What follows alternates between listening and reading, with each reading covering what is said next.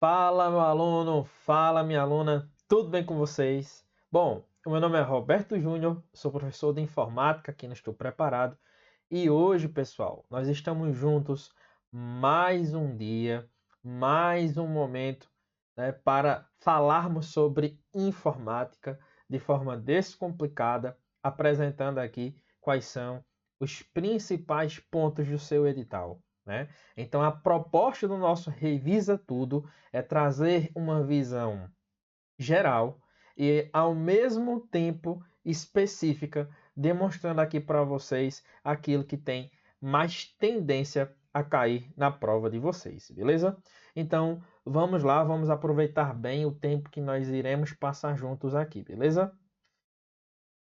Vamos iniciar a nossa conversa, pessoal, falando sobre o seu edital. O seu edital, né, ele apresenta aqui um conteúdo programático muito semelhante ao que a gente encontra aí no CESP-CEBRASP, ok? É muito semelhante, né, a maneira como a banca organizou este edital. Eu vou trazer aqui para vocês, né, uma estatística. Nós vamos trabalhar aqui com estatística, com dados, com aquilo que tem uma tendência maior a cair na sua prova, tá? Então teremos um momento teórico e um momento também prático em relação aos principais tópicos. Eu organizei aqui, né, a distribuição dos conteúdos, o seu edital, de acordo com o número de questões que nós selecionamos. Eu trabalhei aqui com vocês que também fazem parte do Carga Máxima, que assinaram a plataforma, 100 questões, né? As 100 questões que eu consegui encontrar. Na verdade, eu consegui encontrar 102 questões, ou seja, apenas duas não foram contabilizadas aqui neste total, ok? Mas perceba que eu selecionei aqui 100 questões. Então, esta estatística, ela consegue apresentar para a gente mais ou menos o retrato, de fato, do que você encontrará na sua prova, tá bom?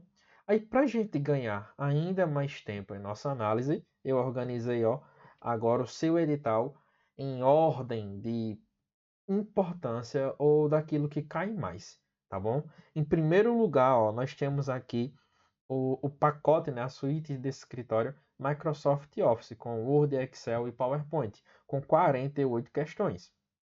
Temos, na sequência, o tópico de proteção e segurança da informação, não é? Na sequência, sistema operacional com 14%. Sem sombra de dúvidas, professor, eu não estudei tão bem informática, tá? Eu não dediquei tanto tempo. Ainda dá tempo de revisar, ainda dá tempo de intensificar algum tópico do edital? Dá sim. Professor, o que é que o senhor indica assim que a gente intensifique? Principalmente Microsoft Office, porque ó, os dados não mentem, os números não mentem, tá bom? Beleza? Uso de tecnologias e ferramentas da internet 12, organização de dados e periféricos 12, armazenamento e backup 6, internet e intranet 5. Daí o que é que acontece? A banca Instituto IGEDUC, né, para você que vem se preparando aí para este concurso da Guarda Municipal de Paulista e agente de trânsito também, né, porque os editais aí eles combinam, eles conversam. O que é que você vai perceber? Que a banca ela combina muitos assuntos, ela mescla os assuntos, principalmente na sua prova, que só vai cair sim questões de informática. Então é muito comum que ela misture, por exemplo, conceito de proteção e segurança dentro de suítes de escritório, tá bom? Então na minha análise aqui eu tentei pegar aquele tópico que mais se destacava em algumas questões e a maior parte das questões são bem contextualizadas, contando uma historinha, apresentando ali um cargo público quase sempre relacionado à sua área.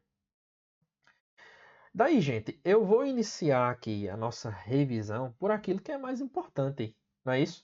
Que, no caso, não seria o mais importante em relação ao conteúdo, mas aquilo que tem tendência de prova, aquilo que a banca mais gosta de cobrar, no caso, as suítes de escritório. Das 48 questões, que representam um total de 100%, nós temos 26 questões de Excel, que representa 54,17% das questões. E temos aqui 21 questões do Word, né? Representando aqui 43,75% das questões. E o PowerPoint só temos uma questão. Aí eu não posso, meu caro aluno, minha cara aluna, te orientar a estudar PowerPoint nesta reta final, né? De modo algum. Foque no Microsoft Excel e também no Word, beleza? Agora vamos fazer aqui uma breve revisão. O primeiro tópico que eu quero trabalhar com vocês, como já havia adiantado, vai ser justamente a respeito do que é mais importante ou aquilo que é mais cobrado pela banca, né? Tem sido cobrado nos últimos concursos, né? Nos últimos editais, que são as suítes de escritório. Um dos conhecimentos basilares que você precisa dominar são as extensões, né? As extensões, melhor dizendo. Estas extensões, elas indicam justamente o tipo de programa que vai abrir determinado arquivo e também o tipo de conteúdo que está presente dentro deste arquivo, tá? O arquivo Word, ele serve para quê? Para armazenar arquivos de texto. O arquivo gerado pelo Excel, ele serve para quê? Para armazenar planilhas. O PowerPoint, por sua vez, para salvar apresentações. Tudo bem? O que é que eu preciso lembrar de cada uma dessas aplicações, desses aplicativos? Eu preciso lembrar da extensão padrão. Word, .docx, Excel, XLSX, PowerPoint, PPTX. Agora, a sua banca, ela também gosta de cobrar um outro tipo de extensão. Qual é o outro tipo de extensão? O tipo de extensão agora não padrão, mas sim o tipo de extensão modelo. Por exemplo, no Word nós temos o .x, que é o modelo ou template do Word. Dentro do Excel nós vamos ter justamente o XLTX, né? Vai ser o template da planilha do Excel, ok? E dentro do PowerPoint nós vamos ter o POTX, tá bom?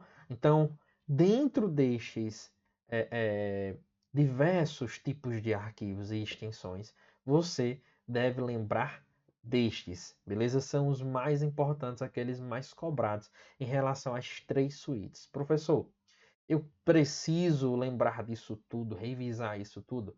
Leia, tente lembrar. Já deixei aqui tudo muito autoexplicativo, tá bom? Os mais importantes eu destaquei. E tem um formato que você não pode esquecer nunca, né? Que é o PDF. Todos estes aplicativos, eles trabalham com PDF, né? Obviamente. Agora vamos falar sobre as principais funções do Excel. Lembrando que o nosso foco aqui é o Instituto IGEDUC. Então isso aqui, gente, foi organizado com muito carinho, com muita atenção por mim, para te orientar em relação à banca IGEDUC. Você precisa dominar as funções básicas. Quais são as funções básicas? Função soma. O que é que a função soma faz? Ela soma valores ou intervalos de células. O que é que vocês vão perceber? Mas, professor, isso é tão bobo, né? Ver aqui a descrição, o conceito da função em si. Mas, gente, a banca costuma cobrar isso, principalmente nas questões de verdadeiro ou falso. Daqui a pouquinho eu vou mostrar isso para vocês na prática, beleza? Então, nós temos aqui a função média. A função soma vai somar tudo dentro de um intervalo. Não é? Tudo que estiver ali dentro da função soma vai ser somado. Dentro da função média, nós vamos ter um momento de soma e depois a divisão pelo número de valores que foram somados, tá bom? Tenho aqui a função mínimo. O que é a função mínimo? A função mínimo ela vai retornar o menor valor de uma sequência, de uma série de valores numéricos que você inseriu, tá bom? É o mínimo, é o menor. Já a função máximo, veja, se o mínimo era o menor, o máximo vai ser o quê? O maior, tá? O valor máximo dentro de uma sequência textual. Aí nós temos duas funções que são bem semelhantes, a função menor e a função maior. A menor sendo equivalente à função mínimo em um determinado aspecto, tá? E a maior também semelhante à função máxima. Mas cuidado, quando eu digo menor, veja o que o conceito diz, retorna o menor valor de um intervalo, podendo indicar a enésima, menor posição. Ou seja, eu posso dizer a posição que eu quero, tá bom? A diferença entre menor e mínimo é isso, é que eu digo a posição. Por exemplo, eu quero encontrar o primeiro menor de todos. O primeiro menor de todos, ele é equivalente ao que a função mínima encontra, tá? No maior é a mesma sintaxe. Você vai encontrar por posição. A posição primeiro maior é equivalente ao máximo, ao que a função máxima encontra. Beleza? Conte num, vai contar as células que contêm número. Conte valores, são aquelas células que não estão vazias, então qualquer valor, seja numérico ou de qualquer outra natureza, beleza? Conte si, vai contar somente as células que atendem determinado critério. Por exemplo, eu quero só contar aquelas células que têm mais de 10, um valor superior a 15. Você consegue fazer isso. Conte si, né? Soma-se, você vai somar um determinado valor. Se aquele critério ele for alcançado. Nós ainda temos o soma-se, se critérios, né, forem alcançados, é muito tranquilo. A banca até brinca, às vezes, tentando confundir o soma-se com o soma-se. Né? Por quê? Só tem um Szinho ali de diferença. Se você não teve essa instrução, esta orientação, você pode pensar aí, né, que são as mesmas coisas, enfim, ou até mesmo se confundir. Então, o nosso propósito aqui é trazer justamente esta orientação. Gente, se o soma-se é uma soma condicional, o média-se também vai ser esta média, né, condicional, tá? Vai ser um cálculo condicional. Então, vai ser a média com base em um determinado critério. Então, nós vamos analisar células que atendem a determinados critérios e depois eu fazer a média daquelas células que atenderam aos critérios. O se, ele faz um teste lógico, né? Então, se é um teste lógico, o teste lógico só pode ter dois valores. É o princípio do terceiro excluído, né? Ou é verdadeiro ou é falso, tá bom? Então, se só pode ser verdadeiro ou falso, eu só posso ter aqui também esses dois valores. Então, eu faço um teste. Eu digo, por exemplo, 10 é maior do que A2. Imagine que em A2 eu posso colocar qualquer valor, né? Coloco lá 11, então vai ser verdadeiro. Aí eu coloco lá uma resposta textual ou um cálculo envolvendo, de repente, o verdadeiro. E se for falso, eu posso configurar, né, uma outra mensagem, escrever uma outra mensagem ou realizar um outro cálculo, tá? E, gente, entendam, aqui a proposta do nosso encontro é revisão, é algo rápido, por isso que eu não vou exemplificar tudo, porque a minha proposta aqui é conseguir trabalhar o máximo de tópicos, revisar o máximo de tópicos, beleza? Então compreendam aqui o propósito do nosso encontro. PROC-V. PROC-V vai ser uma função aí, gente, que vai se preocupar em localizar um valor. Um valor na primeira coluna. Olha o nome, PROC-V, é uma procura na vertical. Então a procura ela é na vertical, tá certo? O que é que eu preciso entender? PROC-V é uma procura na vertical, vai procurar um valor dentro de uma coluna, só que através aí, né, da busca por linhas. Como assim? Eu estou na linha 1, na linha 2, linha 3, linha 4, linha 5. Então, às vezes, o examinador pode te confundir ou tentar te confundir dizendo que a busca ela vai ser feita linha a linha e vai retornar um valor na mesma linha. Sim, eu procuro, por exemplo, pelo número 3 e o valor que eu quero está na linha do 3. Então, eu encontro o 3 e devolvo como resposta um valor que está na linha do 3. Tá bom? É como se eu soubesse o nome da rua e o número da rua, mas eu não sei o nome da casa. Entende? Eu procuro com base em referências. E é mais ou menos isso que o Excel propõe através desta função. Temos o PROC-H, temos o PROC-X, sim, mas não são tão recorrentes em prova, então não vou falar aqui, tá? Função concatenar, que é equivalente também ao e-comercial. Une textos, né? Cadeias de textos, beleza? E se eu colocar valores numéricos, professor? Vai unir os valores numéricos, não vai somar, tá bom? Função hoje, retorna a data atual, a data corrente, a data do dia, a data do momento, ok? Se erro, essa função se erro é para evitar os códigos de erro que existem, tá bom?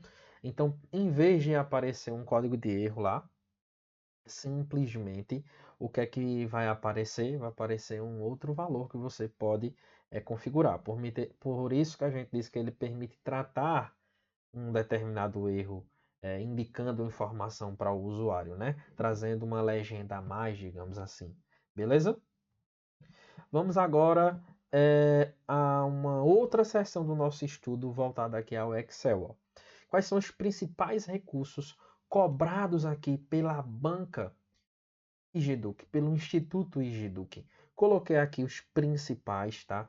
Não só cobrados pela banca IGEDUC, mas por qualquer banca que se proponha a cobrar Excel no seu edital, tá? Recurso, ó, filtro.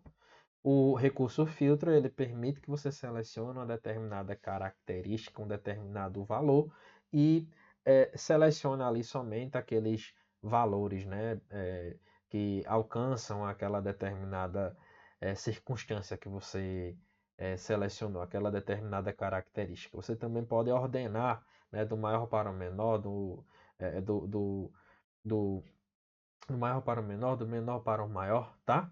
Algo parecido ocorre também aqui, ó, em classificação. E eu coloquei o caminho ao lado, gente, dentro do Excel, justamente para facilitar, tá? A banca de vocês também costumam cobrar, né? Também costuma cobrar esse tipo de conteúdo, de caminho, tá bom? Função congelar painéis, formatação condicional, ela ama formatação condicional, tá? Olha o nome, formatação condicional.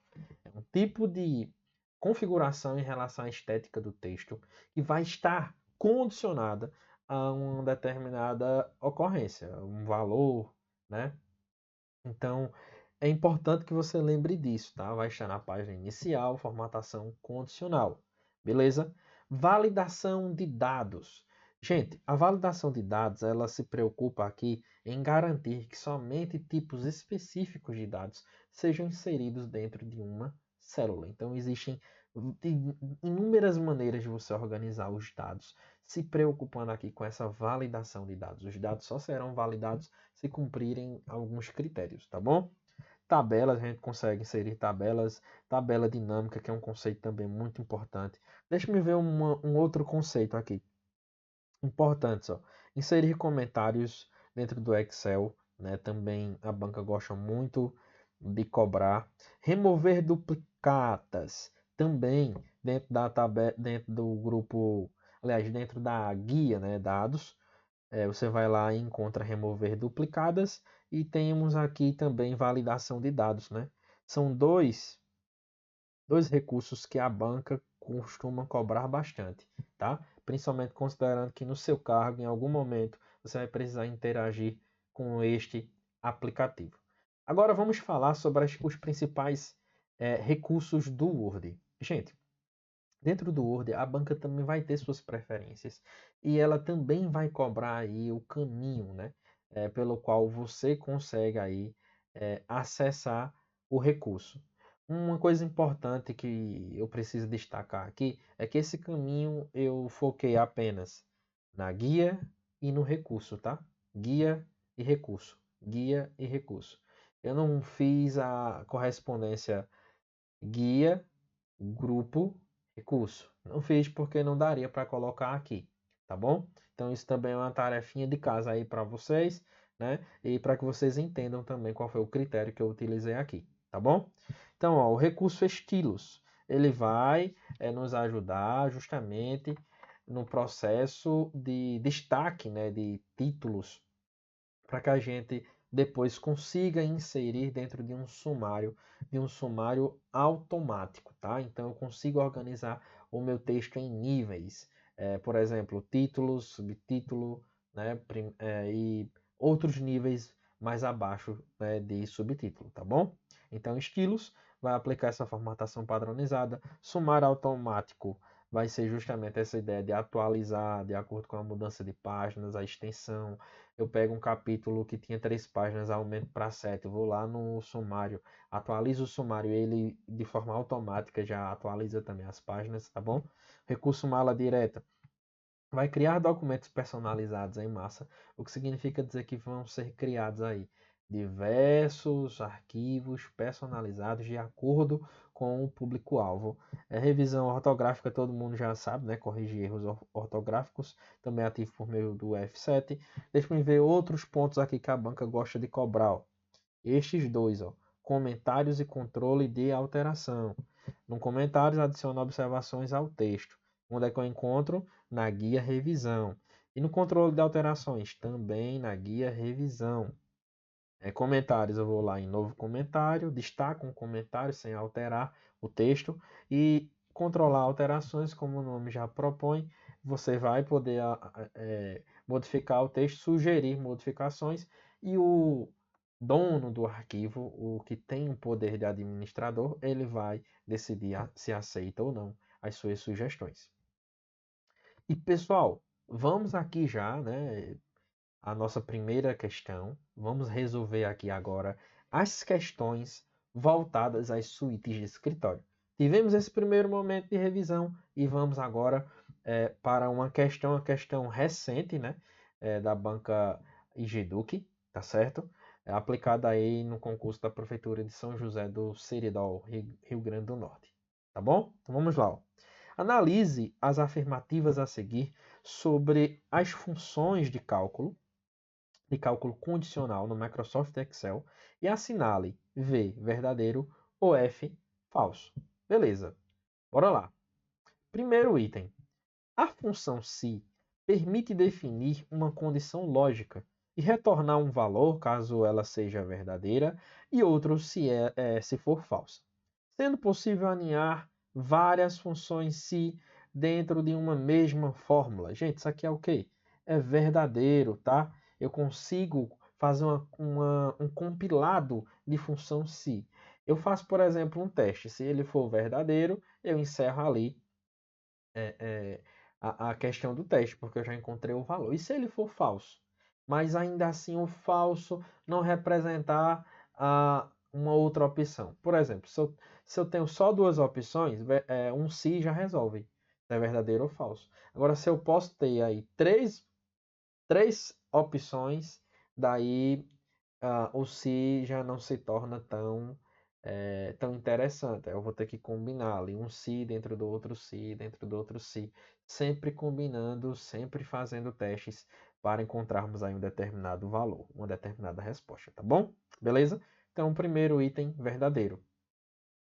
A função soma-sis realiza a soma de valores com base em um único critério, enquanto a soma-si permite múltiplos critérios em colunas diferentes. Gente, isso aqui é o quê? É falso. O conceito está trocado. Soma-sis, único critério. Não? Se tem um S plural, né? A gente já associa a língua portuguesa para facilitar. Vamos ao próximo item. A função conte-se serve para contar quantas células atendem a um critério específico, mas não diferencia letras maiúsculas de minúsculas. Isso aqui é o que, gente? É verdadeiro, tá? Conte-se, vai perceber se a célula atende ou não uma determinada célula, uma determinada condição. Vamos lá, vamos avançar. A função média-se devolve a média apenas dos valores que atendem a uma condição, funcionando de forma semelhante à soma-se, mas aplicando o cálculo de média em vez de soma. E aqui nós temos o quê? Um conceito lindo, maravilhoso, né? Que eu já apresentei aqui para vocês. Vocês vão baixar esse material e vão fazer uma belíssima revisão, ok? Vão resolver, obviamente, outras questões, inclusive aquelas questões que vocês erraram, né? Por isso que é sempre importante no processo de estudo para concurso eu ter um caderno de erros, né? Aquele tipo de erro que fica ali se repetindo. Vamos agora ao último item. Ó. A função se erro é utilizada para substituir mensagens de erro como #div/0 ou #n/d. Esse #div, aliás, esse #div/0 exclamação, né? Ele sempre vai aparecer quando eu pego e tento realizar uma divisão de um número vazio. Eu pego o zero e tento dividir por um outro valor. Eu não consigo. Não é isso? Então, ó, por outro texto definido pelo usuário, o que ajuda a tornar relatórios mais limpos e compreensíveis. né, incompreensíveis, perdão. Pois é, esta é a função do se erro e nós analisamos aqui. Então vamos lá, vamos à ordem. Verdadeiro, falso, verdadeiro, verdadeiro, verdadeiro. Ok. Letra A, verdadeiro, falso, falso. Já não é a letra A, né? Letra B é falso, falso, já elimina. Verdadeiro. Letra C, verdadeiro, falso, verdadeiro, verdadeiro, verdadeiro. É o gabarito da nossa questão. E claro, lá na hora você da sua prova, né? Você vai marcando aqui e já vai eliminando as opções. Tá bom? Vamos agora à nossa questão de número 2, que nos diz o seguinte, ainda na mesma prova, tá? Peguei todas na mesma prova e percebam, gente, esta questão, essa prova aqui, esta prova, ela tinha 6 questões de informática. E veja que vai existir aqui uma preferência pelo Excel, mostrando, demonstrando mais uma vez a tendência de prova. Bom? Então vamos lá. Mateus é um assistente administrativo e precisa identificar rapidamente na planilha do Excel quais produtos tiveram vendas acima da média. Ó. Vendas acima da média em uma tabela de 50 itens.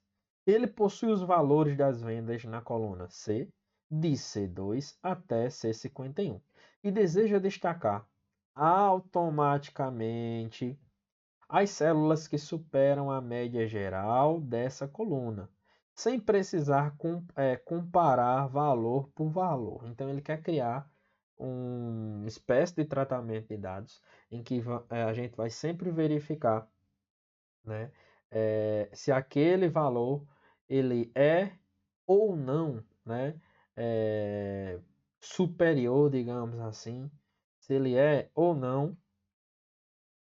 superior à média de todos os valores. Então, continua.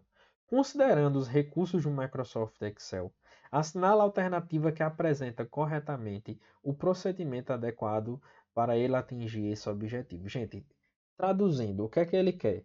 Ele quer que a célula ela se destaque dentro das outras, mas ele não quer fazer isso, ficar comparando valor por valor e indo lá e aplicando uma cor diferente, uma formatação diferente.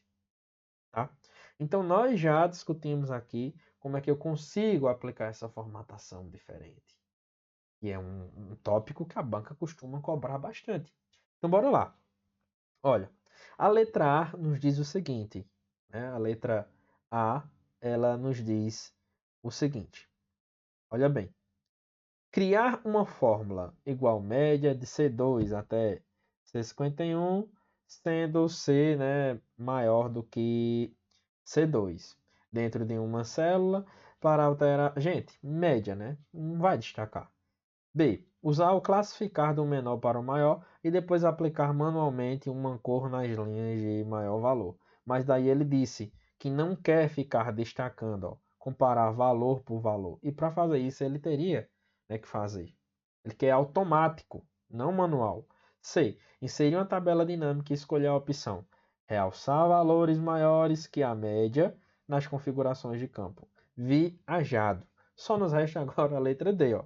Aplicar formatação condicional com uma nova regra do tipo fórmula, usando a expressão. Usando a fórmula, né? Ó, C2 maior do que média. Aí ele travou. Qual média? A média de C2 até C51. E quando ele arrastar isso, né, na coluna C, isso aqui vai ser atualizado. Por exemplo, se ele arrasta da C2 para a C3, o valor aqui deste cálculo ele vai se atualizando, o que é justamente que a gente precisa lá, né, na hora de criar uma tabela com diversos dados. Beleza? Ok? Então, gabarito da nossa segunda questão, letra D, de desistir jamais. Vamos agora à questão, né, de número 3. A questão de número 3, ó, nos diz o seguinte. A ferramenta de validação de dados é amplamente utilizada para manter a integridade das informações inseridas em planilhas, permitindo restringir, controlar e orientar o preenchimento das células. Acerca deste recurso e seu funcionamento no Excel, julgue as afirmativas abaixo. Item 1. É possível a entrada de valores em uma célula apenas a números inteiros dentro de um intervalo definido, como entre 1 e 100, utilizando critérios configurados do tipo número inteiro. Isso aqui é o que, gente? Verdadeiro, tá? Lembrando, ó, estamos falando de um dos recursos que eu destaquei lá para vocês que costumam cair muito em prova, tá? Organizei a teoria quando vim verificar questões mais recentes do que as questões da época em que eu havia gravado o Carga Máxima para vocês. Eu encontrei esta questão comprovando o que eu estou conversando aqui com vocês, beleza? Então, item 1, correto? Item 2. O uso de mensagens de entrada na validação de dados serve apenas para exibir alertas de erro, não sendo possível inserir instruções ou orientações para o usuário. Isso é falso, tá, gente? Quando você cria lá uma regra, um tipo de dado que você quer permitir que o usuário daquela planilha posteriormente possa inserir, ou até mesmo você tem lá mensagem de erro. Aí você consegue ou deixar padrão, né, uma mensagem padrão, ou personalizar uma mensagem, tá? Por isso que é errado aqui este item 2. Item 3. A criação de uma lista suspensa pode ser feita informando manualmente os itens separados por ponto e vírgula ou referenciando um intervalo de células com valores permitidos. Isso aqui é o que? Verdadeiro. Eu consigo, né? Eu consigo aqui fazer isso realmente. Então, ó, já tenho verdadeiro item 1 e verdadeiro item 3, né? Vamos agora ao item 4. O item 4 nos diz, ó, é possível combinar a validação de dados com fórmulas personalizadas. Então, fórmulas personalizadas, o que é que isso quer dizer? Você, enquanto usuário, pode combinar fórmulas com funções diferentes, tá bom? Que avaliam condições específicas e retornam verdadeiro ou falso, determinando se a entrada será aceita. Pois é, eu posso criar aqui, né, uma combinação de validação de dados com um se e com outras funções mais dentro do Excel. Então aqui também é verdadeiro. Então quais são os itens verdadeiros? 1, 3 e 4. Letra A fala apenas 2 e 4, errado. B, 1, 3 e 4. 1, 3 e 4, né? 1, 3 e 4, então realmente, né, são os itens aqui que a gente selecionou. 1, 3 e 4. Então, encontramos aqui gabarito letrinha B, B de bola, tá? Vamos agora à nossa questão de número 4. A questão de número 4 nos diz o seguinte. Agora já é uma questão envolvendo o Word, tá? Dedicamos 3 questões ao Excel. Lembrando, são 3 questões do Excel dentro de uma mesma prova de 6 itens, representando já 50% da prova. Então, qual deve ser o seu foco nesta revisão final? Suíte de escritório, tá? Assim como está sendo o nosso foco aqui em nossa conversa. Então vamos lá, vamos adiante. Os modelos do Microsoft Word constituem um recurso para padronizar documentos e otimizar o processo de formatação, garantindo consistência e economia de tempo em relatórios, ofícios, contratos e outros tipos de texto. Com base nas propriedades e no funcionamento dos modelos do Word, analise as afirmativas a seguir. Gente, quando eu falo em modelo, sobre o que eu estou me referindo? Quando eu abro aqui o meu Word e venho aqui na guia Arquivo, tá?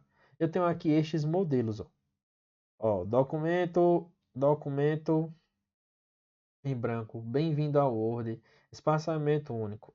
Clica aqui em mais modelos. Vão ser exibidos aqui para mim vários modelos pré-definidos pelo Word, tá? E o que a questão vai cobrar da gente agora é justamente este conhecimento, tá bem? É justamente este conhecimento. Bora lá, vamos voltar à questão. Item 1. Um modelo no Word é um arquivo base que armazena configurações de formatação, estilos de parágrafo, fontes, margens e demais elementos estruturais que servem como referência para novos documentos. Isso é o quê? Verdadeiro, tá certo? Isso é verdadeiro. Este é o conceito de modelo. Ele é um modelo, né? Ou seja, é um padrão, é algo para o qual a gente precisa olhar. Ó, abrir aqui currículo azul e cinza. Aí ele pergunta logo, ó, criar. Aí você pressiona aqui e ele vai abrir um modelo para você, né? Só que agora já com um formato, né, editável. Então você vem aqui, edita. Na hora de salvar, ó, salvar, ele já pergunta a você: onde é que você quer salvar? Ah, eu quero salvar de repente na área de trabalho desse computador, né? Nos documentos ou em um outro lugar, né? Então é você quem acaba decidindo, e o formato, ó, o padrão de salvamento de um arquivo a partir de um modelo sempre vai ser docx. Roberto, qual é a circunstância em que um modelo ele é muito útil? Olha, sempre que você quiser garantir um modelo de arquivo, por exemplo, eu trabalho numa repartição em que eu sempre vou utilizar os mesmos campos para fazer, por exemplo, um boletim de ocorrência. Então aquele modelo ele está ali. Eu clico no modelo, executo o modelo e só vou preencher os campos. Não preciso criar o arquivo do zero. E protege também o arquivo modelo, porque o arquivo modelo ele não pode ser editado. Ele é modelo, ok? Ah, eu peguei o modelo e o modelo tinha um erro. Eu consigo, a partir deste modelo, salvar um arquivo comum do Word e criar o modelo a partir daquele arquivo comum modificado? Sim, sem nenhum problema. Só que quando eu salvo o arquivo com o modelo, ele permanece ali estático, tá bom?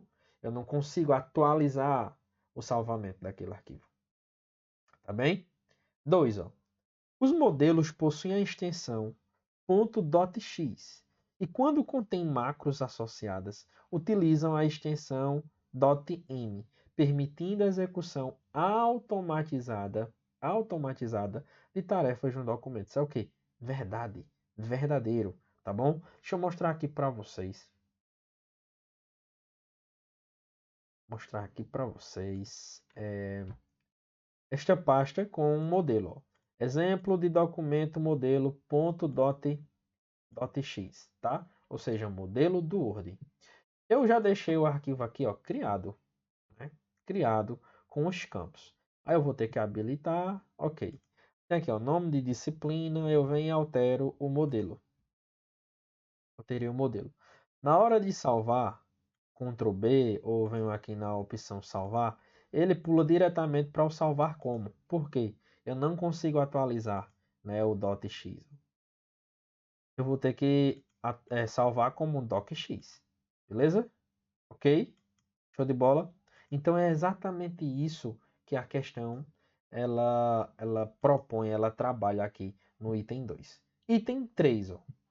As alterações feitas em um documento gerado a partir de um modelo modificam, olha só, modificam automaticamente o arquivo original do modelo. Isso aqui é o que, gente? É falso. A gente acabou de ver na prática que não é o que acontece. Eu sempre vou ter que escolher, sempre vou ter de escolher um novo lugar para salvar um arquivo editado a partir de um modelo, tá bom? Então ele diz assim, ó, uma vez que ambos permanecem vinculados de forma permanente. Errado.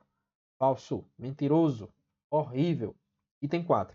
É possível criar modelos personalizados e defini-los como padrão para novos documentos, substituindo o modelo normal.docx que o Word, né, utiliza por padrão. Isso é o quê?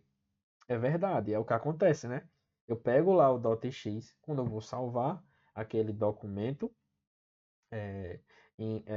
o documento, as alterações que fiz, ele já muda para o docx, que é o padrão do Word. Beleza? Sem alterar, obviamente. Então, ó, itens corretos. 1, 2 e 4. Deixa eu ver se tem o item 5. Não tem. Vamos agora às alternativas. Ó.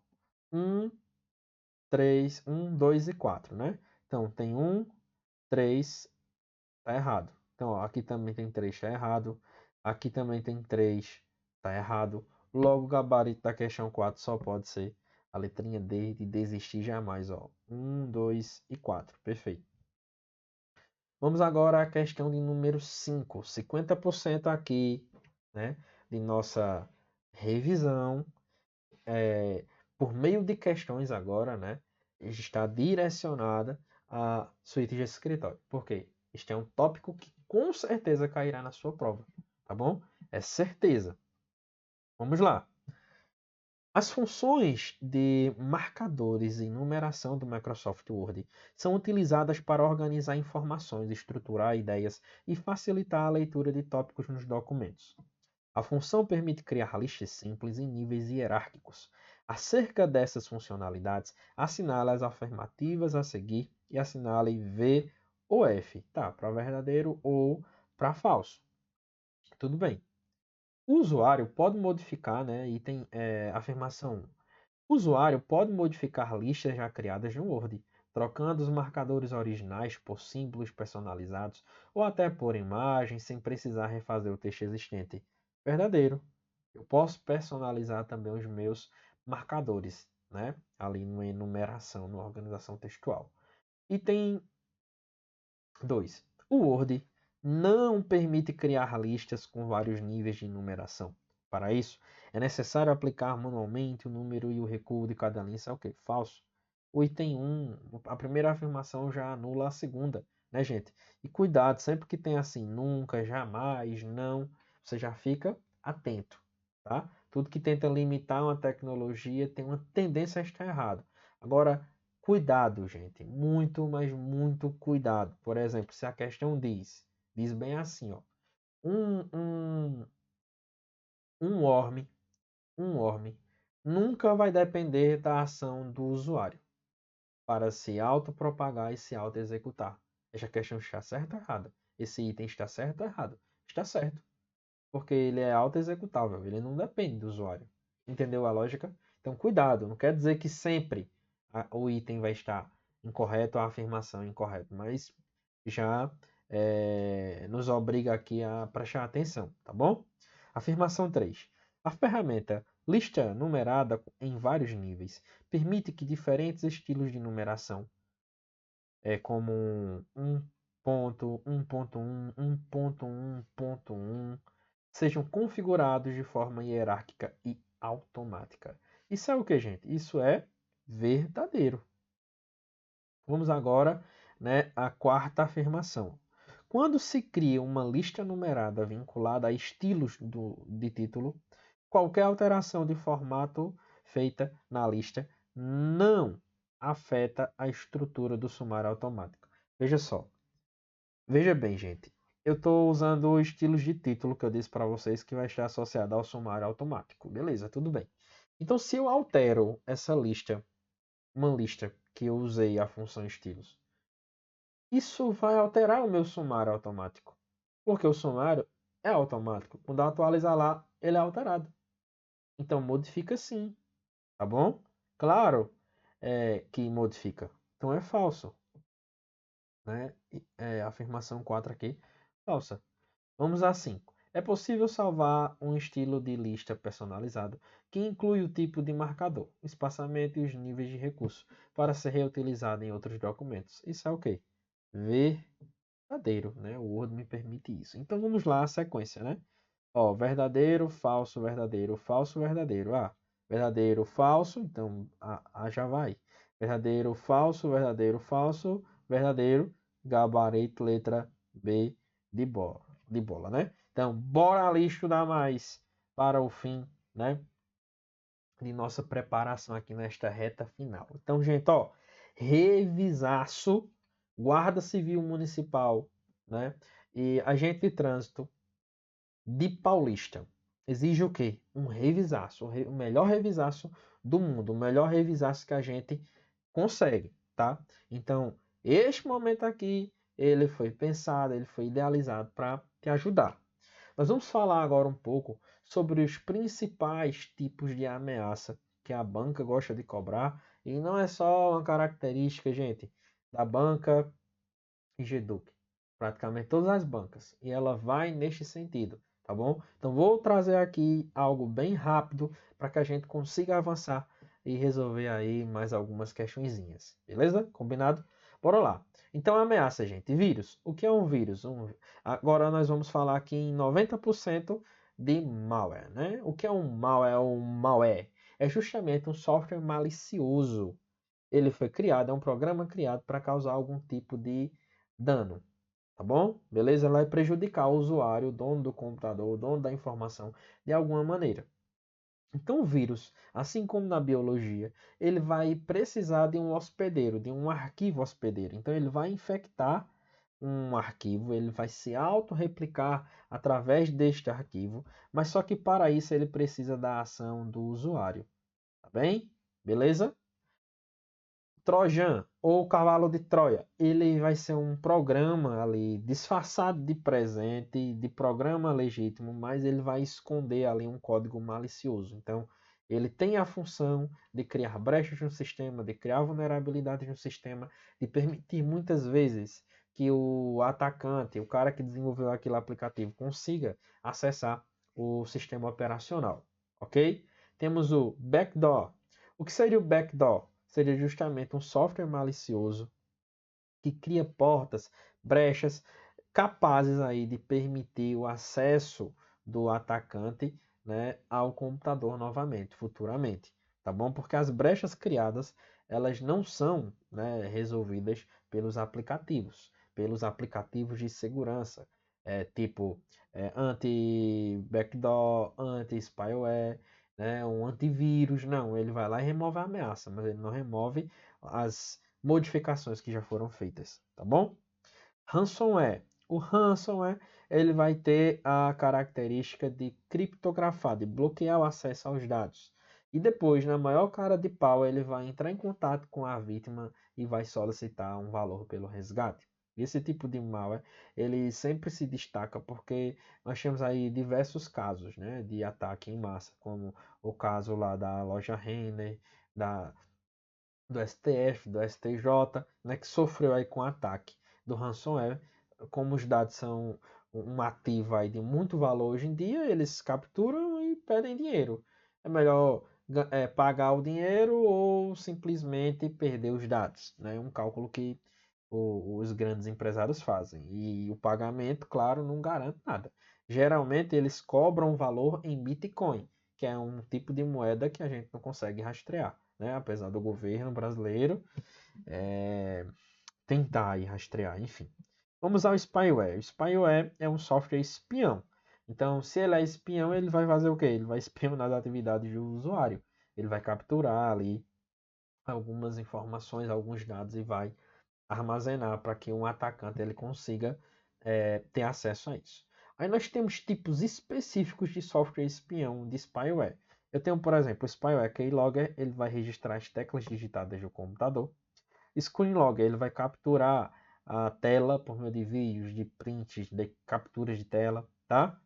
ADOE, ele vai exibir anúncios indesejados e vai ao mesmo tempo capturar algum tipo de informação, criar algum tipo de vulnerabilidade. Então ele também é um software malicioso do tipo spyware.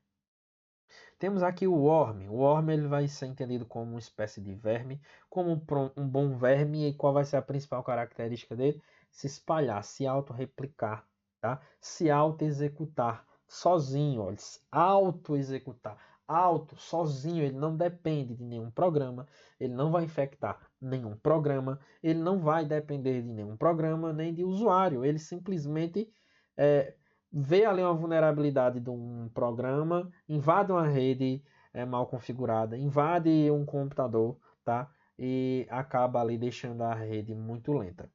E eu tenho um plus, uma evolução do Orb, que é o bot, que além de se autopropagar, de se auto-executar, ele vai controlar, vai permitir o controle de um computador, vai formar aqui uma rede que a gente chama de botnet, né? Uma rede de computadores infectados, beleza?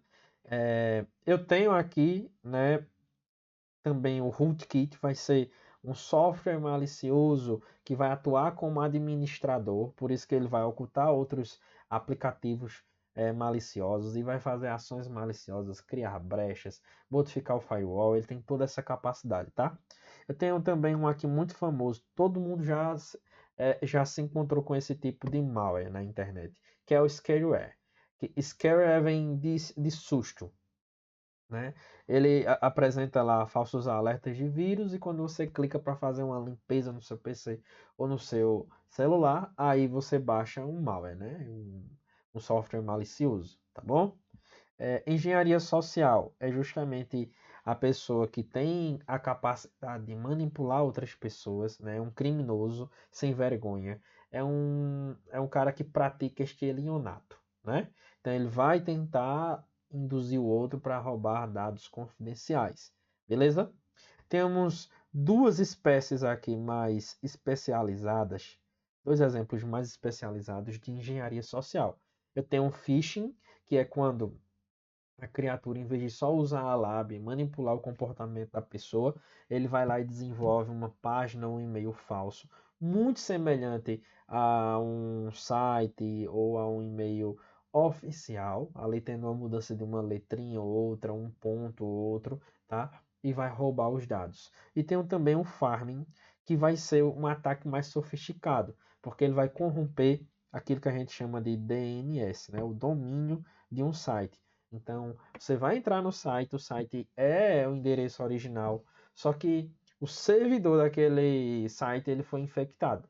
Então, quando você faz login, coloca a senha, você é redirecionado para um site malicioso ou realiza ações que não deveriam acontecer, tá? Então, na internet você sofre muito com este tipo de risco. Gente, um outro tópico também muito cobrado pela banca, tá? Vai ser justamente sobre a criação de senhas seguras. Isso também cai muito em prova, cai bastante, tá bom? Então, existem algumas recomendações que vocês precisam saber, precisam conhecer.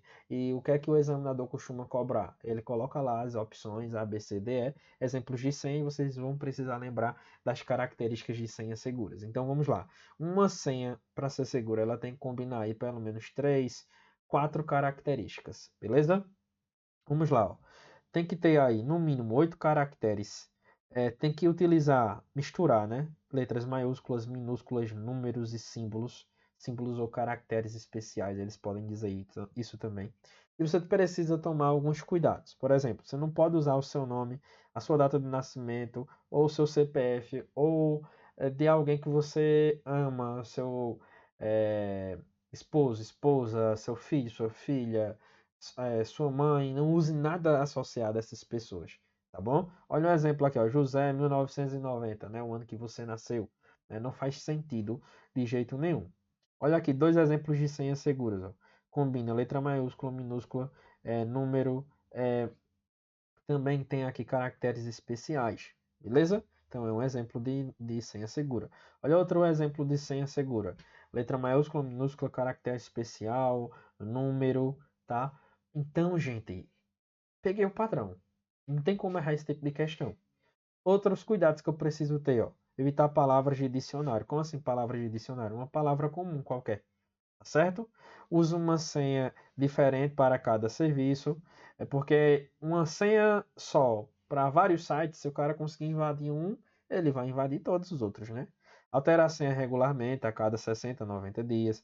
Não use sequências óbvias, né? 1, 2, 3, 4, 5, 6, o ABCDE. Ou ainda padrões simples, como o QWERTY, né? Que é ali a primeira linha do teclado alfa, né? Da parte alfa do seu teclado. Então, não é interessante. Não compartilhar senha com ninguém, nem mesmo as senhas, né, das plataformas de estudo, nem nada. Não é interessante.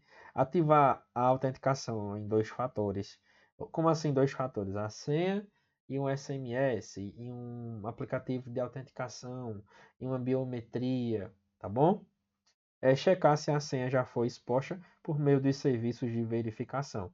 Google, Firefox e outras ferramentas mais nos oferecem isso. Gente, vamos lá. Lutando contra o tempo. O tempo é o nosso maior inimigo aqui, né, neste nosso evento. Estamos aqui, ó, fazendo de fato um revisaço. Trabalhando aqui os principais tópicos, aquilo que mais cai. Então vamos lá, vamos avançar. Ó. Quais são os principais tipos de backup? A sua banca de concurso não costuma cobrar tanto backup, mas às vezes em que cobrou sempre dentro do mesmo padrão. Ela cobra as principais características, ok? Aí, neste ponto aqui, você já deve ter estudado os tipos de backup, tanto através do carga máxima, que nós detalhamos mais, como também na parte teórica. Seja com estou preparado, que a gente garante que teve qualidade, nossa equipe de informática, né, muito dedicada, ou de uma outra forma, né? Tá bom? Beleza? Então vamos lá de forma bem rápida. Só revisar. Backup completo ou full. Ele é completo, ele é full. Ele vai salvar o que, gente? Ele vai salvar todos os dados, absolutamente todos. Então ele vai ocupar muito mais espaço do que as outras rotinas, tá bom? Só que a restauração, o acesso aos dados é rápida, tá bom? Backup incremental. Percebeu-se que eu posso fazer um backup completo hoje e passar 3, 4, 5 dias fazendo incrementos, copiando somente aquilo que foi modificado, que foi criado. Então, o backup incremental copia apenas os últimos, os arquivos que foram modificados desde o último backup, não importando se é um backup completo ou um outro incremental. Ou ainda, né, um backup diferencial, porque eu posso misturar aqui, tá certo? A rotina de backup. Combinado? Backup diferencial, ó, lembra? De diferença. Diferença em relação a quem? Ao backup full. Então ele sempre vai copiar a diferença em relação ao último backup completo. Então ele vai ter arquivos que vão ocupar mais espaço do que o incremental e a restauração ela vai ser mais rápida, né, do que os outros tipos de backup, tá bom? Vai ser uma restauração mais rápida, ok? Então ele vai copiar os arquivos alterados desde o último backup completo, desde o último full. Ele sempre olha para o backup full, beleza? Ok, show de bola. Vamos avançar. Vamos agora, né, à questão 6 e 7 e 8, e vão aí versar sobre estes conhecimentos que nós apresentamos agora nesta sequência maravilhosa para vocês. Espero que vocês estejam gostando, que este momento ele de fato proporciona aí formação e direcionamento para você nesta reta final, beleza? Você vai morar, vai trabalhar em Paulista, com certeza. Vamos lá. Questão 6. No uso de um computador, um servidor começou a perceber o surgimento de várias janelas pop-up indesejadas no navegador, mesmo sem ter solicitado nenhuma ação. Esse comportamento pode indicar o quê? De cara, você acabou de revisar. Você sabe que certamente é um software malicioso do tipo spyware chamado adware, especializado em mostrar propagandas indesejadas, beleza? Mas o que é que este comportamento pode indicar? Letra A. Problema de incompatibilidade entre navegadores de internet e nada a ver. B. Presença de vírus, malware ou spyware no computador. Gente, aqui é o gabarito da nossa questão, tá bom? Letra C. Ó. Necessidade de atualização do sistema operacional. D. Falta de atualização de drivers de vídeo. Nada a ver, né?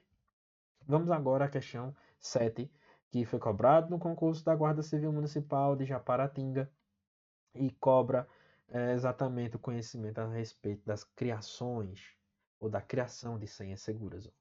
Você foi designado para gerenciar o e-mail institucional da prefeitura onde trabalha. Entre suas responsabilidades inclui-se a definição da senha de acesso a essa conta. Considerando as boas práticas de segurança da informação, qual das opções a seguir representa uma senha potencialmente segura, né? Ou potencialmente mais segura? Letra A, ó. 2, 3, 4. 3, 1, 4. Gente, não, é uma sequência, né? Fácil. Ó, acesso 0022. Tá. Tem aqui letra e tem número. Tá bom. Mas faltou letra maiúscula, faltou caracteres especiais. Então, a letra B certamente não é a resposta. C.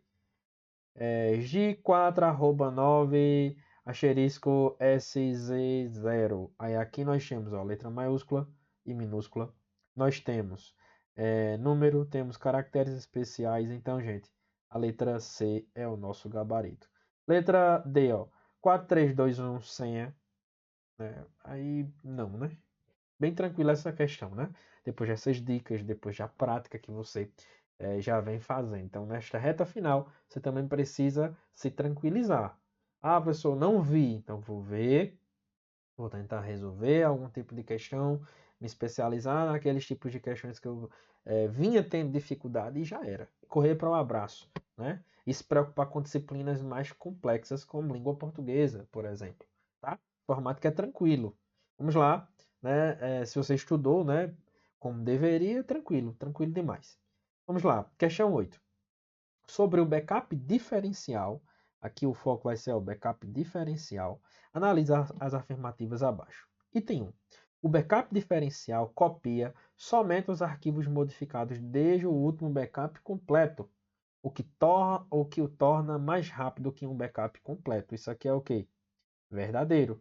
A criação vai ser mais rápida porque o arquivo vai ser menor do que um arquivo do backup completo, né? E vai copiar somente a diferença, o que é verdadeiro. 2. Durante a recuperação de dados, é necessário restaurar o último backup completo e todos os backups diferenciais existentes, o que torna o processo mais rápido que a recuperação de um backup incremental. Gente, vamos lá. Esta descrição ela seria em relação ao incremental, comparando ao diferencial, tá? Mas o jeito que está aqui é falso. Por quê? No processo de restauração do backup diferencial, eu só preciso restaurar o último e o backup completo. Acabou. Tenho acesso a todos os dados. Por quê? A cada dia que o backup diferencial ele é feito, ele tende a ir aumentando de tamanho, porque ele vai copiando mais e mais modificações, de modo que a última cópia que ele realizou, ela pode quebrar, ela pode ser perdida, porque ele sempre vai olhar para o backup completo. Agora, se a rotina do backup completo deu errado, aí prejudica o backup, obviamente, porque é o parâmetro, né? 3. Em comparação ao backup incremental, o backup diferencial realiza cópias de forma mais lenta, pois a quantidade de dados armazenados cresce a cada novo backup até a próxima cópia completa. Verdadeiro. Então eu sei que 1 e 3 estão certos. Letra A diz 1, 2 e 3 errado. B, 2 e 3 errado. C, 1 e 3, opa, é o gabarito aqui da nossa questão de número 8. Beleza? Bom, gente, o nosso tempo aqui ele está bem apertado, mas eu quero ser ousado, eu quero ir um pouco além, tá? Vamos aguardar um pouquinho mais aí, vamos fazer uma revisão bem rapidinha, tá? Eu vou trazer algumas orientações bem rápidas. Vamos lá. Primeiro, gente, quais são as principais características de um Windows que você precisa lembrar? O conceito, né? Ele é um sistema operacional, né? Se ele é um sistema operacional, ele vai fazer com que haja uma interação entre o usuário, o software, que é o programa, e o equipamento físico. Acabou. Nós temos a parte mais importante do sistema operacional, que é o núcleo, que a gente também chama de kernel, tá? No caso do Windows, nós vamos ter o kernel híbrido. Ele mistura características do kernel monolítico e o kernel e o microkernel, tá? Então é uma mistura. É híbrido porque é uma mistura, tá bom? A interface gráfica é utilizada, né, pelo Windows, né? Ou seja, para melhorar a interação. Então ele tem GUI, ele tem uma interface gráfica de usuário, ele é multitarefa, o que permite que vários programas sejam executados ao mesmo tempo. É multitarefa preemptiva, multiusuário, pode ter vários usuários, inclusive utilizando simultaneamente, a depender da configuração do sistema. Ele é plug and play, ou seja, qualquer dispositivo que você conecta a ele, ele já configura automaticamente, principalmente nas últimas versões, versão 2000, o Windows 10, o Windows 11, ele já consegue fazer isso porque tem uma biblioteca de drivers muito elevada. Mas em algum caso ou outro, de forma eventual, vou precisar instalar o driver, que é o programa controlador do equipamento, né? Sistema de arquivos NTFS, né? É um novo sistema de arquivos.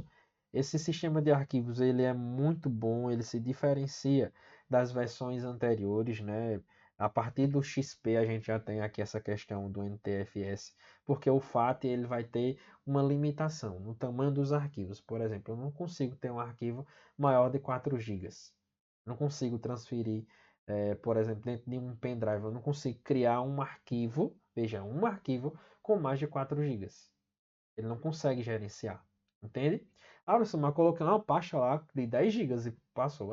Mas é uma pasta com diversos arquivos menores do que 4 gigas. Entendem? Então havia essa limitação. E a limitação também em relação a controle de acesso aos dados, tá? O gerenciamento, por exemplo, de rede seria muito difícil dentro do FAT. Um outro aspecto muito importante dentro do Windows são aí, gente, os atalhos. Quais são os principais atalhos? Aqueles atalhos que você precisa saber, decorar, são os mais recorrentes no Instituto IGEDUC. Primeiro aqui, esses dois, né? Que eles vão nos possibilitar o mesmo recurso. O primeiro, né? Ctrl Alt Del vai nos abrir a tela lá com as opções de segurança, tá? Como assim opções de segurança? Vai ter esta tela aqui, ó.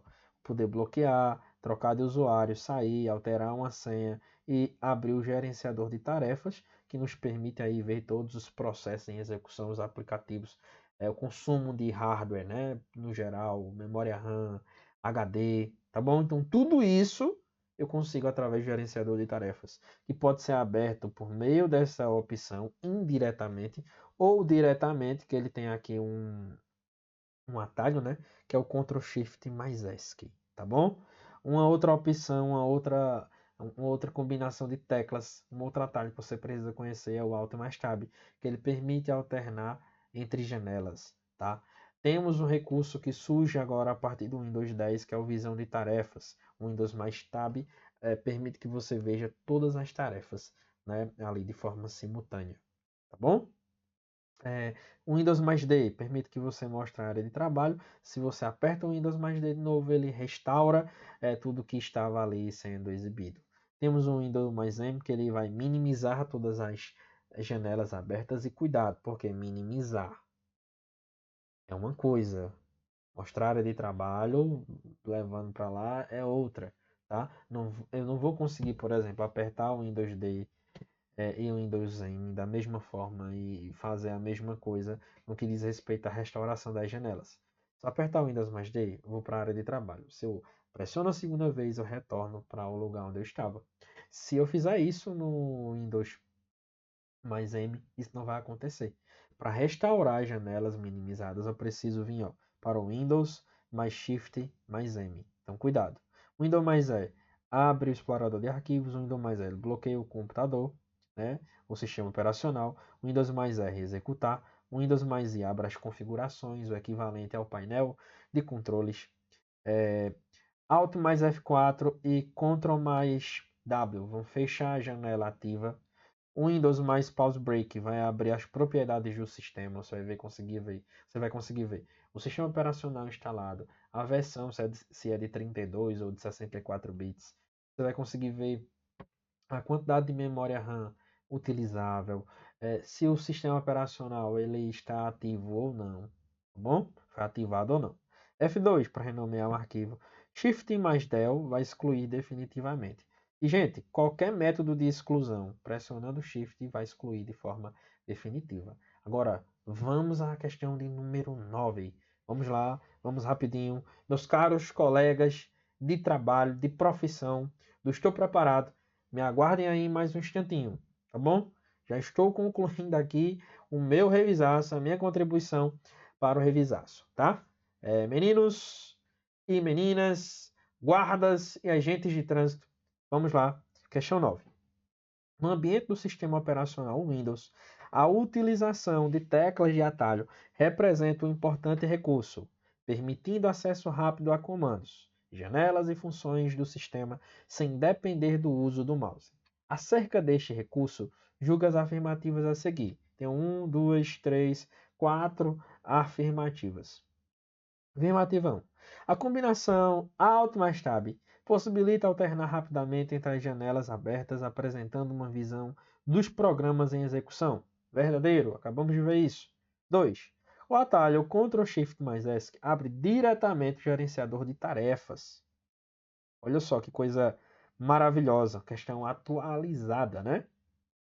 Dispensando o menu intermediário acessado por Ctrl Alt mais Del. Pois é, eu poderia acessar por aqui. Só que eu teria que apertar Ctrl, Alt, mas Del. Não, eu pressiono diretamente Ctrl Shift e ESC e já abro diretamente o gerenciador de tarefas. Beleza? Então está certo o item 2. Vamos ao item 3. A sequência Windows mais D minimiza todas as janelas abertas e exibe a área de trabalho, permitindo o retorno imediato ao pressioná-la novamente. Verdadeiro. Se o examinador diz isso em relação ao Windows mais M, gente, já se torna errado. Cuidado, tá bom? Item 4. A combinação Alt mais F4, quando usada em uma janela ativa, apenas minimiza o aplicativo atual, mantendo a execução em segundo plano. Gente, isso aqui é o quê? É falso, tá? A função aqui não é minimizar a janela, o Alt F4. Ele vai fechar. Beleza? Combinado? Então vamos lá. Ó. Item 1, 2 e 3 corretos. Então 1, 2 e 3. Aqui tem 4 errado. B, 1, 2, errado.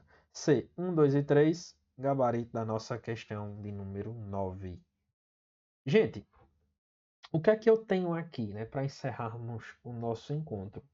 Olha só, tem a parte do conceito, né, de internet, intranet e extranet, que eu vou fazer aqui uma revisão bem rápida e vocês vão ler melhor o material. Peçam o material, né, aqui à nossa equipe, tá bom? Nós montamos um material tanto com os conceitos como com estas questões específicas para que vocês tenham aí acesso, né, a esta revisão bem específica para o Instituto GEDUC. Então, bora lá. Primeiro termo, internet. Internet, ó, inter, vem de quê? De internacional. É a rede mundial de computadores. É o que você está utilizando neste momento para acessar, né, este conteúdo. Né? Você usou a internet. Beleza? Então é um acesso, ó, público. Como assim público? Em qualquer lugar do mundo você consegue acessar qualquer pessoa sem características específicas. Já a intranet vem de dentro, vem de interna. Tá? Ou seja, é uma rede que vai servir a uma organização ou a uma empresa. O acesso ele é restrito, vai estar restrito ali a alguns colaboradores, vai se utilizar dos mesmos protocolos, portanto, das mesmas tecnologias que a internet. Cuidado, porque a diferença entre internet e intranet é quem vai acessar, aqui é o público, aqui é restrito. E só, a usar os mesmos navegadores, os mesmos serviços, sem nenhum problema. Beleza? Ok? E temos a extranet. Extra vem de quê? Vem de externo. Gente, é um acesso que você vai fazer a uma internet, a uma intranet, perdão, se utilizando da internet. Professor, não entendi. Neste momento você está em um evento fechado. Em um evento fechado. Você está usando a internet para acessar este evento. Para acessar este evento, você precisou de login, senha, se identificar devidamente. Então, na teoria aqui, você está utilizando uma extranet. Por que uma extranet? Você não é funcionário do Estou Preparado. Você é aluno, você é um parceiro. Ó. Então, você está tendo um acesso externo controlado a fornecedores, clientes ou parceiros. Ou alunos, né? Que são os clientes. Beleza? E geralmente isso acontece como? Se utilizando de VPN, de sistemas de autenticação e de criptografia dos dados, para garantir segurança. Um outro ponto que vocês precisam entender. Professor, os protocolos de internet, quais são os que eu preciso lembrar? Estão aqui, todos. Professor, não escapa nenhum daqui dessa sua tabela, nenhum. São os que costumam cair.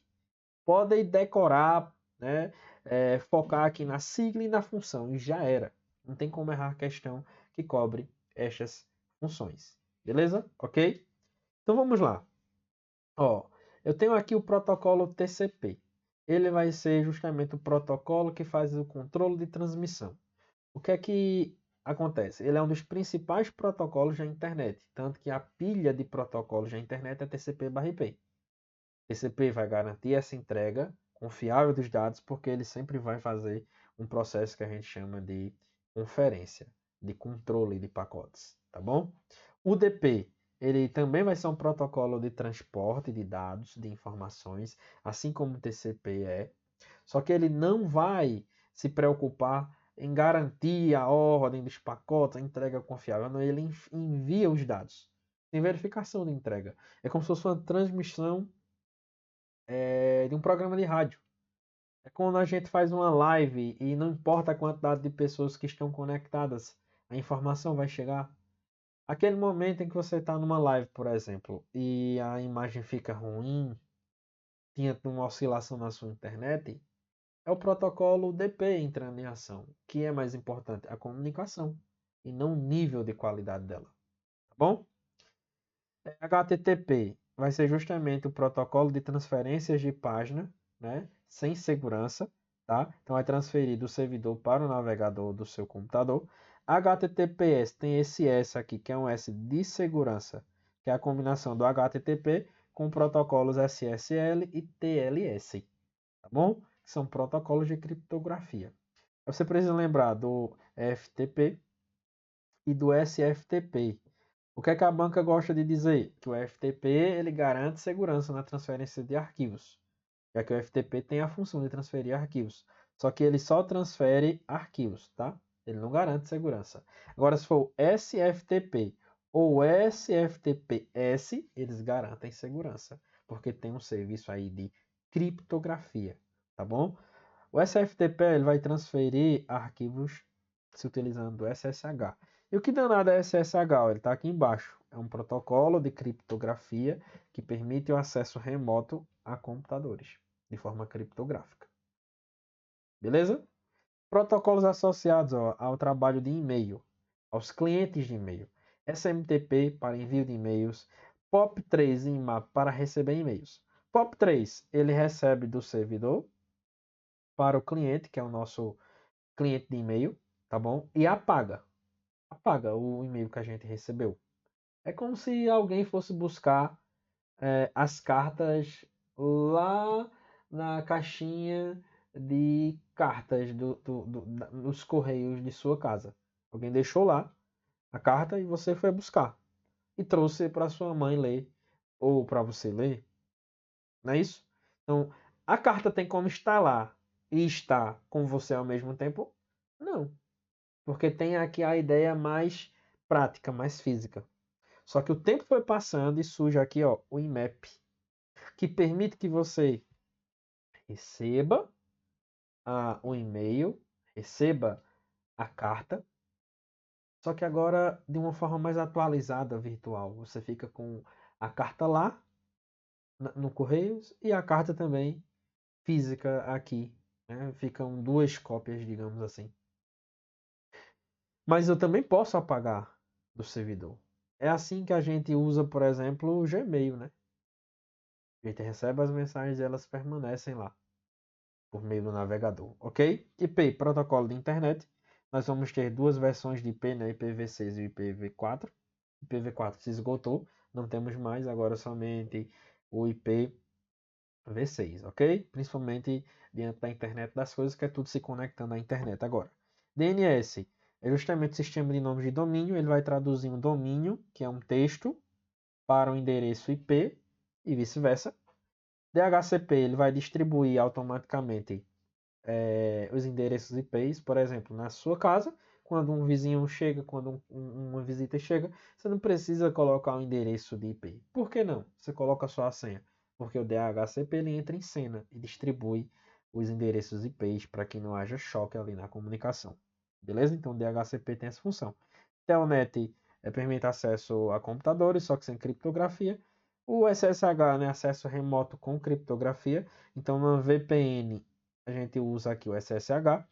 SSL, TLS são criptografias de segurança que a gente usa tanto no HTTPS como também poderemos utilizar aqui dentro do FTPS, por exemplo, tá? Já que o SFTP ele vai usar na verdade o protocolo SSH de criptografia.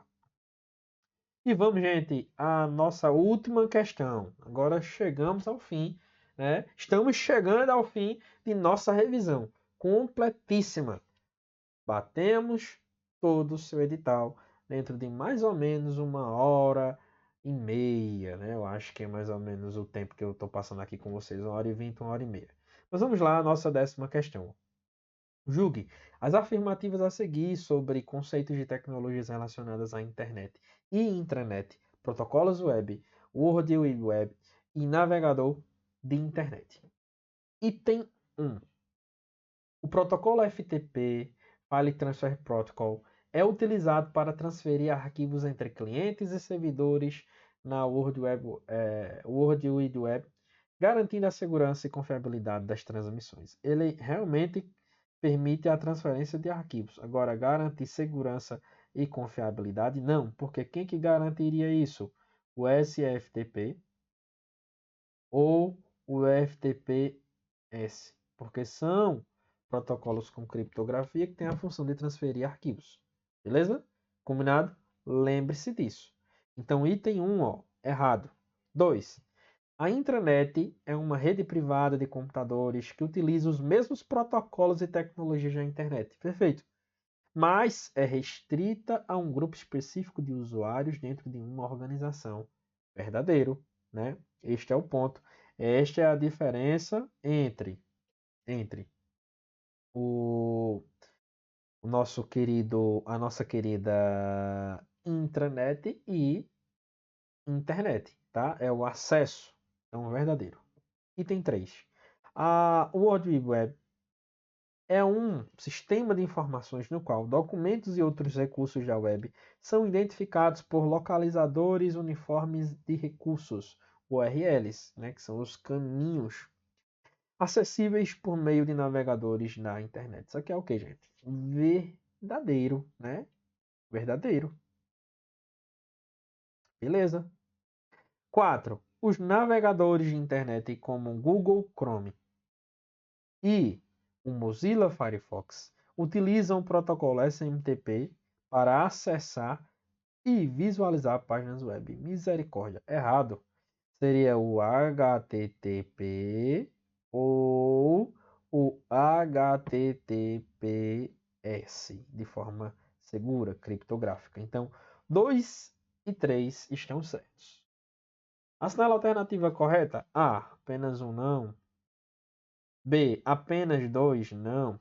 C. Apenas 1, 2, 1, 2 e 4. Então só nos resta a letra D de desistir jamais. Pessoal, vamos lá. Aqui nós chegamos, né, ao fim do nosso encontro. Caso você queira falar diretamente comigo, né, vou deixar aqui o meu arroba, né, é profrj45, tá? Manda uma mensagem lá. Pode mandar uma mensagem para mim. Bom, beleza? Ficou feio aqui, né, esse RJ45. Pois bem, ó, eu espero, né, de forma profunda que você tenha curtido aí, né, o nosso encontro aqui direcionado à informática, que eu tenha de fato contribuído para a tua formação. Então, nesta reta final, entre no modo caverna ainda mais, revise, dê o seu máximo, né? Faça bastante revisão dentro dos seus erros, principalmente, e com certeza a farda vem, com certeza a aprovação vem, com certeza a transformação de vida vem, tá bom? Nós estamos torcendo por vocês. Conte comigo, é isso, e a gente se encontra por aí, beleza? Valeu, gente!